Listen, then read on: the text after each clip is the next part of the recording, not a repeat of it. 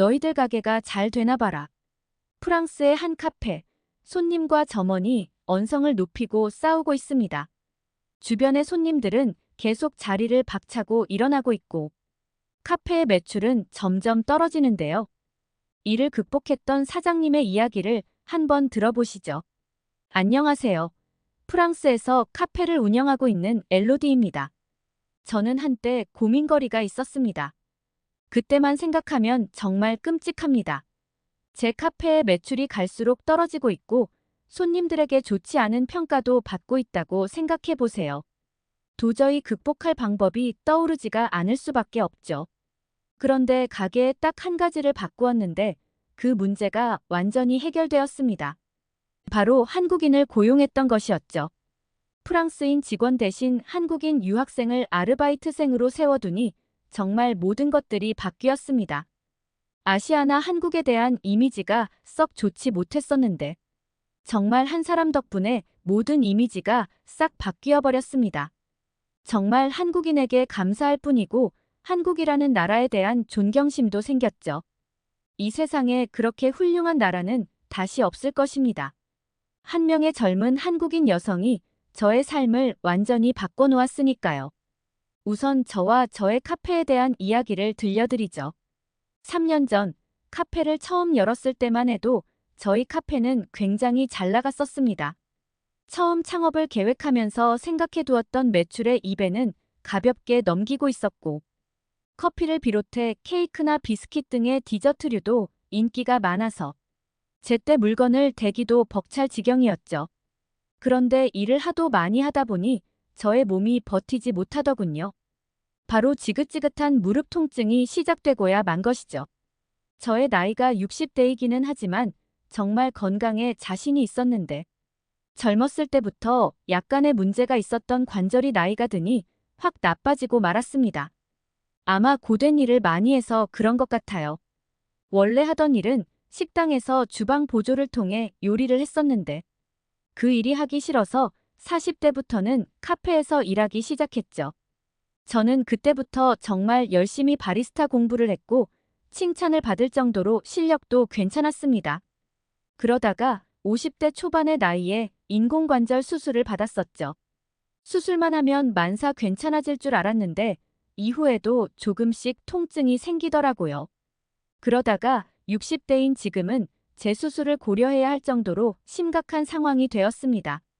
일단 그간 모아둔 많은 돈을 쏟아부어서 가게는 크게 차려놨는데 제가 움직이지 못하는 상황이 되다 보니 아르바이트를 통해서 가게 운영을 할 수밖에 없었습니다. 아르바이트생들만 믿을 수 없으니 제 딸 엘라를 사장처럼 배치하기도 했고요. 그런데 역시 제가 빠지고 나니 가게가 점점 어려워지더라고요. 원래 잘 나가던 블루베리 케이크도 매출이 줄어들고 꾸준히 인기 있던 에스프레소도 판매량이 반으로 급감해버렸습니다. 골목 상권은 사장이 자리를 비우면 전부 거꾸로 돌아간다고 하던데 그 말이 하필이면 제 가게에 들어맞아 버릴 줄 누가 알았겠냐고요. 투자한 금액은 어마무시한 수준인데 그것을 회수하기는커녕 가게를 넘겨버릴 수도 없을 수준의 매출이라서 이러지도 저러지도 못하는 상황일 뿐이었습니다. 그러다가 하루는 제가 직접 가게에 방문하게 되었습니다. 그날은 정말 다행스럽게도 저의 몸이 조금 덜 아픈 상태라서 움직일만 하더라고요. 간만에 커피 위에 그림이나 그려볼까 하고 방문했었는데 그날이 카페 사장 인생에서 가장 중요한 날이 아닌가 싶네요. 아무에게도 말하지 않고 가보았는데 카페 밖에서 큰 소리가 들리고 있더라고요.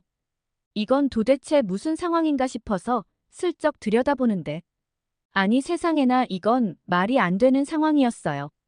저희 딸이 손님에게 큰 소리를 내면서 화를 내고 있는 것이 아니겠어요? 손님에게 아무리 큰 잘못이 있어도 가게의 사장과 점원이 꾸중을 하는 경우는 문제가 있어 보였죠. 일단 제가 나서서 손님한테 100번 사과를 드리고 문제가 되는 부분을 환불하며 해결하면서 마무리 지었습니다. 그리고 딸을 조용히 불러내어 자초지종을 들어보았는데요. 제 딸이지만 정말 듣고 싶지 않은 충격적인 말들을 내뱉었습니다. 그 손님이 바닥에 커피를 쏟아서 딸에게 치워달라고 요구를 하자 딸은 손님에게 직접 치우라고 왜 카페를 더럽히냐고 화를 냈던 거라고 하더라고요. 결국 그 프랑스어를 제대로 하지 못하는 손님과 시비가 붙었고 딸은 당장 나가라고 말했다고 하는데 기가 막혀서 말도 제대로 나오지 않았습니다. 그러면서 하는 소리가 더욱 가관이었습니다. 그 손님은 아시아 사람이었고 아시아 사람들이 코로나 바이러스를 퍼뜨린 장본인들이니 차라리 손님으로라도 오지 않아야 장기적으로 우리의 매출에 도움이 될 거라고 하더라고요. 나중에 코로나와 같은 바이러스가 또 들이닥치면 아시아인이 오지 않는 청결 지역인 우리 카페만 살아남을 거라면서 이상한 소리를 하더라고요. 그런데 저는 그 말에 동의할 수 없었습니다.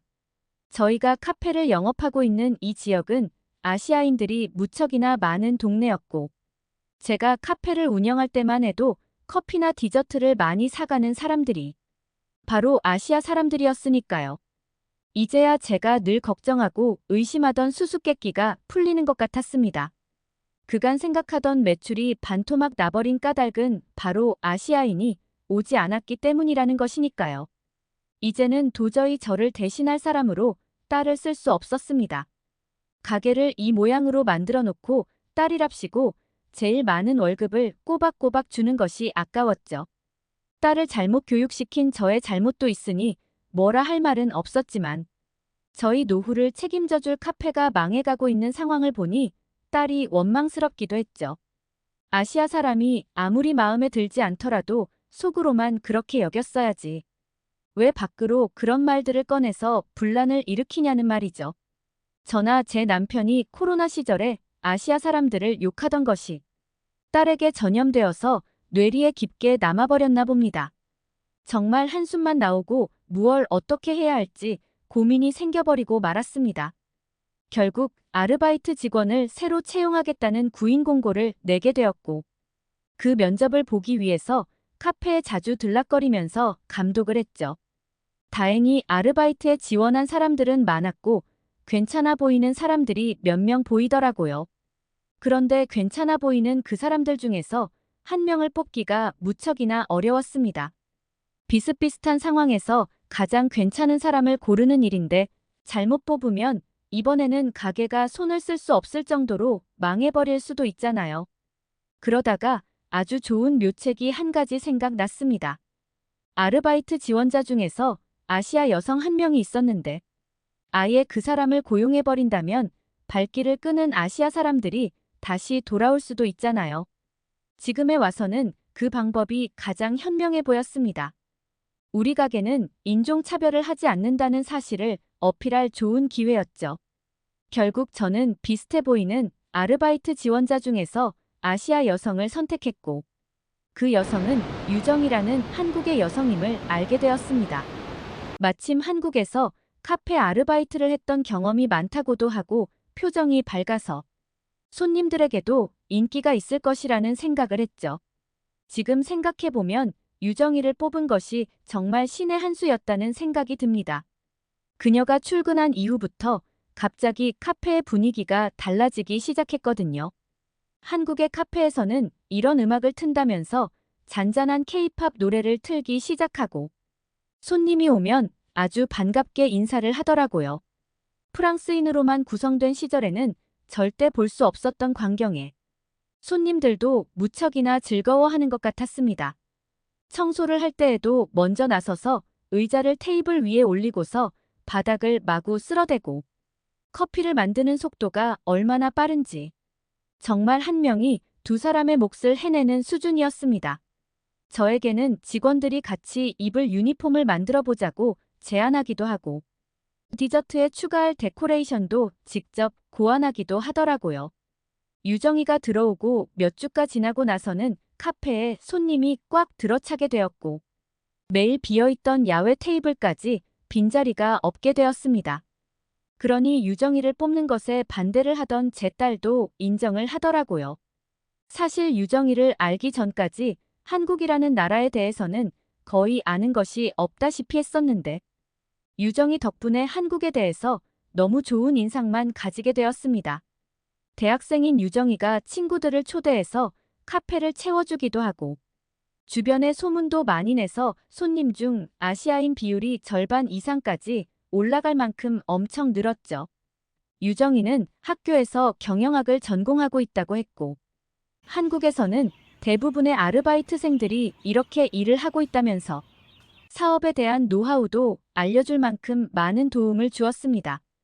그리고 우리 카페의 사진이나 영상을 직접 찍어서 SNS에 올리는 등의 노력을 해주어서 다른 지역의 사람들도 우리 가게를 찾기 위해 달려올 정도가 되었습니다. 직원 한 사람이 가게 전체의 분위기도 바꾸고 분위기가 바뀌어서 그런지 매출까지 올려버리다니. 정말 생각하지도 못한 결과에 어안이 벙벙하기만 했습니다. 그리고 유정이는 또 다른 제안도 하게 되었는데요. 카운터에서 일일이 주문을 받는 것보다 키오스크를 도입한다면 훨씬 빠른 주문이 이루어질 거라면서 키오스크 도입을 적극 권장하더라고요. 실제로 한국에서는 키오스크를 통한 결제가 너무 잘 되어 있어서 키오스크가 있는 가게가 회전율도 빠르고 손님들도 더 편리하니 많이 찾게 된다고 말하더라고요. 지금까지 유정이가 권장했던 내용들은 전부 가게 운영에 도움이 되는 내용들이었기에 한치의 망설임도 없이 그러자고 했는데요. 정말 값비싼 기계를 도입하는 것이었지만 유정이에 대한 신뢰가 아주 컸기에 가능했습니다. 사실 이 동네의 카페에서 키오스크를 도입한 경우는 한 번도 본 적이 없었고 저도 키오스크를 불편하게 여기고 키오스크가 있는 가게에는 무언가 두려움이 느껴졌는데 이번 기회에 얼리어답터가 되어보자는 심정이었습니다. 가게에 키오스크를 들여놓으니 가게의 분위기도 최신에 가까워진 느낌이었고 손님들의 연령도 조금 더 젊어지는 기분이 들었습니다. 손님 비율에서 젊은 사람들이 많아지니 매출이 더 늘어나는 것 같은 효과도 생기고 유정의 주장대로 기다리는 손님이 줄어들고 회전율이 더 빨라져서 매출이 상승했다는 사실이 직접 체감되더라고요. 저희 남편은 유정이를 볼 때마다 저 친구는 한국에서 보내준 복덩이라고 말하며 어떻게 해서든 우리 카페에서 오래 일하도록 하라고 저에게 주문을 합니다. 저도 그 누구보다 그러고 싶은 심정입니다. 그런데 유정이는 이번 학기가 끝나면 한국으로 돌아간다고 하더라고요. 유학 기간이 끝나서 이제 프랑스를 떠난다며 아쉬워하기도 했죠. 유정이가 떠나버리면 이만큼의 매출이 나오기는 사실상 어려운 일이 되어버릴 텐데 정말 걱정이 한가득이었습니다. 그러던 중 이러한 저의 걱정을 아는지 유정이가 한 가지 제안을 하더라고요. 바로 유정이가 프랑스에서 유학을 하며 만난 한국인 친구가 일해보면 어떨까 하며 저에게 조심스럽게 말을 건네는데 저는 바로 승낙을 해버렸습니다. 그런데 그 친구의 얼굴이나 이름, 심지어 무슨 일로 프랑스까지 날아왔는지 알지도 못하면서 덜컥 승낙을 해버린 것이 전혀 걱정되지 않더라고요. 바로 유정이와 한국인에 대한 무한한 신뢰가 있었기 때문입니다. 유정이가 한국에서 아르바이트를 하며 배워온 일들은 프랑스에 곧바로 도입해도 좋을 만큼 훌륭했고 한국인들이 굉장히 빠르고 근면하다는 사실 하나만으로도 완전 합격이었죠. 프랑스 사람들은 조금 여유 있고 근무 시간도 제대로 지키지 않는 경우가 있었는데 한국인은 출근 시간보다 훨씬 먼저 나왔다가 퇴근 시간보다 늦게 퇴근하는 것을 미덕으로 알더라고요. 분명 우리 딸은 이런 나라의 사람들을 아시아 사람이라며 푸대접했을 겁니다. 그러니 가게가 폭삭 망할 뻔했죠. 유정이가 가게를 완전히 갱생시켜준 은인인데 한국으로 돌아가기 전에 무슨 선물을 해야 하나 생각하고 있습니다. 한국인은 저의 꿈을 다시 실현시켜준 은인이고 정말 훌륭한 사람들입니다. 그 특유의 부지런하고 성실한 모습이 있었기에 지금처럼 강대국이 된 것이 분명합니다. 프랑스에서는 아시아인에 대한 좋지 않은 시선이 있는데 저는 이번 일을 통해서 그 시선을 말끔히 벗어던지게 되었습니다. 한국인은 정말 다른 민족들과 다른 사람들이고 한국은 저의 인생 제2막을 도와준 고마운 나라입니다. 이번 사연은 여기서 마무리하도록 하겠습니다. 끝까지 시청해주셔서 감사드립니다. 좋아요와 구독은 영상 제작에 큰 힘이 됩니다. 꼭 한 번씩만 눌러주세요. 감사합니다.